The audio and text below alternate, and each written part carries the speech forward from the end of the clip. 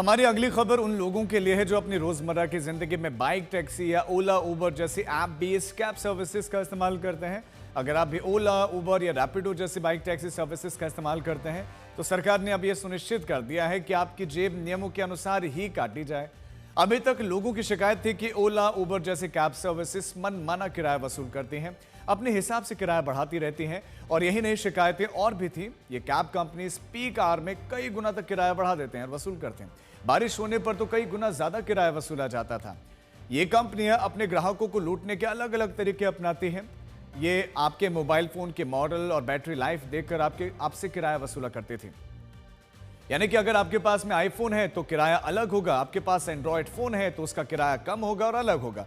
अगर आपके mobile phone की बैटरी फुल है तो किराया कम होगा और अगर बैटरी ज्यादा है तो उसका किराया अलग होगा और ज्यादा होगा।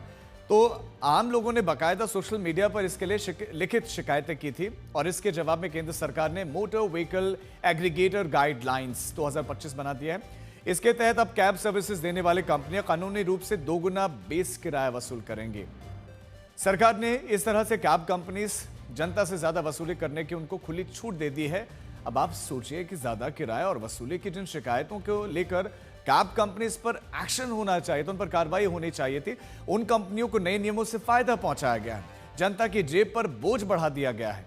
नए नियम लागू होने के बाद से ओला, उबर जैसे ऐप बेस्ड कैब कंपनियां पीक आवर्स में अपने बेस किराए से 2 गुना किराया वसूल पाएंगे।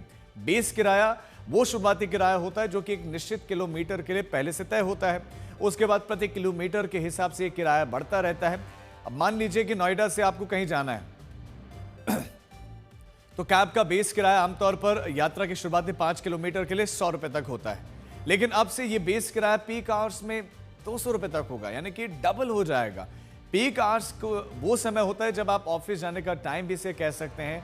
ये समय सुबह लगभग 8 बजे से 11 बजे तक रहता है और शाम को 5 बजे से 9 बजे तक माना जाता है, जब सबसे ज्यादा लोग सड़कों पर होते हैं, गाड़ी ढूंढ रहे होते हैं। इस समय में ऑफिस जाने वाले लोग cab, auto, metro, bike, taxi का सबसे ज्यादा इस्तेमाल करते हैं।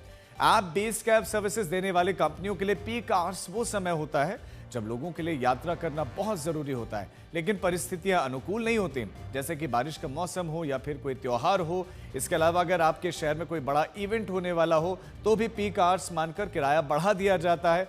इस मनमानी पर लगाम लगाने के बजाय नए नियम से इन कैब कंपनियों को नियमों के अनुसार ज्यादा वसूली की इजाजत दे दी गई है और शिकायत पर अब कार्रवाई भी नहीं होगी। अगर आपको यह लगता है कि आप कैब सर्विस का इस्तेमाल नॉन पीक आवर्स में करते हैं और इससे आपको फर्क नहीं पड़ेगा तो भी आप गलत हैं। नए नियम के मुताबिक नॉन पीक आवर्स में भी बेस किराया तय कर दिया गया है।